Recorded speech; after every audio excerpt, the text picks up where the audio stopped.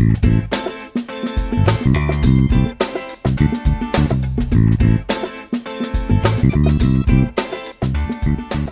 everyone and welcome again to another video, and today I'd like to show you how to make this dish, and it's called Onigirazu. Onigirazu is a fusion between onigiri rice balls, which are very popular in Japan, particularly for lunchtime, and then they're fused with, I guess, a sandwich. So you can put any kind of ingredients sandwiched within the rice. So I hope you enjoy this video. Let's crack on. The first onigirazu I'm going to prepare is tuna mayonnaise. Start by putting one whole can of tuna into a bowl. This will give you around 2 servings. Season with salt and black pepper. Add a generous amount of mayonnaise, some lemon juice, and around 3 tablespoons of finely chopped onions. Give it a good mix. The principles behind all of the onigirazu will be the same. Start by placing a sheet of cling film onto a chopping board. Take 1 roasted nori seaweed sheet. They will usually have one side which has a rougher texture and the other side with a shinier and smoother texture. When making sushi rolls or onigirazu, ensure that the rough side is facing up. This is so that the smoother, aesthetically pleasing side is visible on the outside of the onigirazu. Place some warm steamed rice in the center of the nori sheet. Season with salt.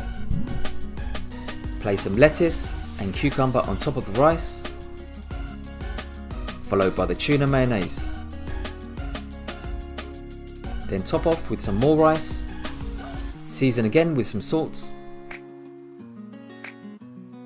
Next, fold in the edges to create a parcel. It's important not to squeeze too hard, as you'll end up with a really dense and unpleasant texture when eating. Finally, wrap the onigirazu with a cling film. Reshape and allow to rest on the side for a few minutes. Enough time for the edges of the nori to stick together to form a parcel. All that's left is to cut the onigirazu into halves. Wipe the blade of the knife with a damp cloth to prevent the rice from sticking to it.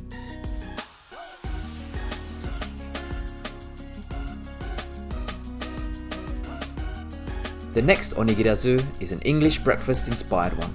Start by cracking 1 egg into a bowl, season with salt, pepper, add a glug of milk, and then whisk a little. Into a frying pan on a low heat, add a knob of butter. Once melted, add the egg mixture and mix until semi-cooked.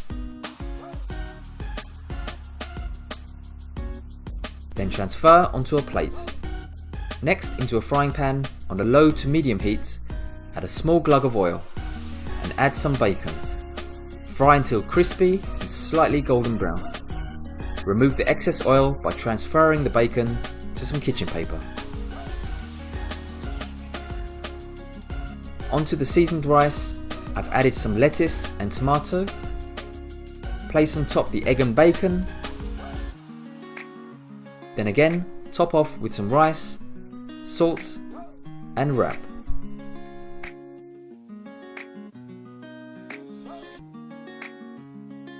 For the next onigirazu, I'm going to season some warm steamed rice with some sushi rice vinegar. I will upload a recipe on how to make this in a future video. Pour some of the rice vinegar onto the warm rice, and carefully, without crushing the rice, separate the individual grains of rice. Into this onigirazu, I'm going to be using some sweet and slightly bitter tobiko, which is flying fish roe. Onto the sushi rice, spoon a generous amount of flying fish roe. Place 1/2 of some sliced avocado. Add a generous amount of mayonnaise. Then place a few seafood or crab sticks. Finish with some sushi rice on top.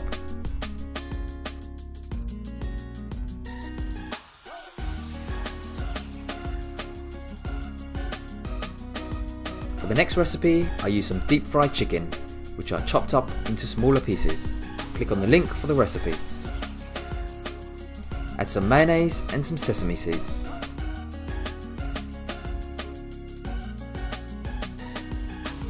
the final recipe, I took 2 deep fried panko breaded prawns and filled the onigirazu along with some lettuce, tonkatsu sauce and some English mustard.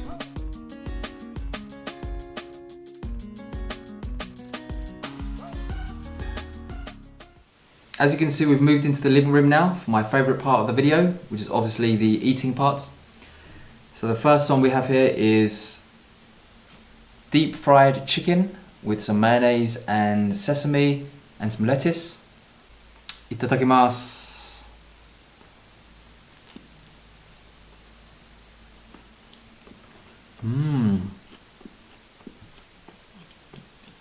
Liking this one. The saltiness of the chicken really complements the rice. Definitely a good one. So the next one I'm going to try is deep fried prawns, and this is coated with some breadcrumbs, and that's served with some tonkatsu sauce, some mustard and some of this lettuce. This one here. Itadakimasu.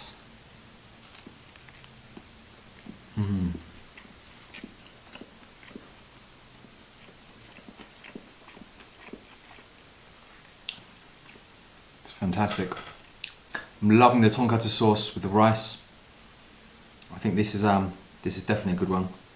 So the next one I'm going to try is an American inspired one, and it's inspired from a California roll. And a California roll is typically crab stick, avocado, mayonnaise and flying fish roe. So let's try this. Itadakimasu.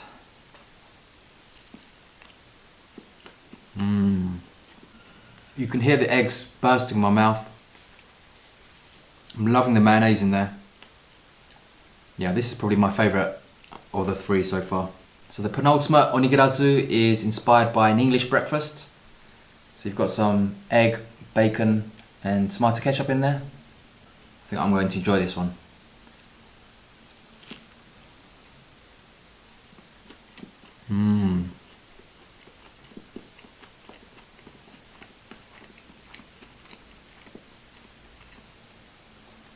Bacon is salty, crispy, and the egg, you've got the saltiness from the egg. Really good.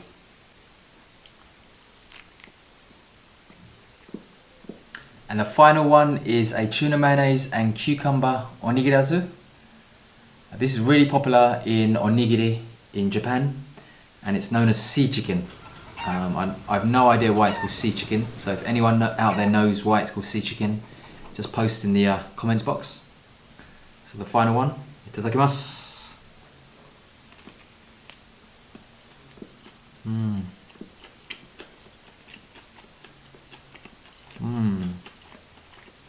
This one's much more lighter in taste, much more kind of refreshing. It's got a cleaner taste with the lettuce and cucumber.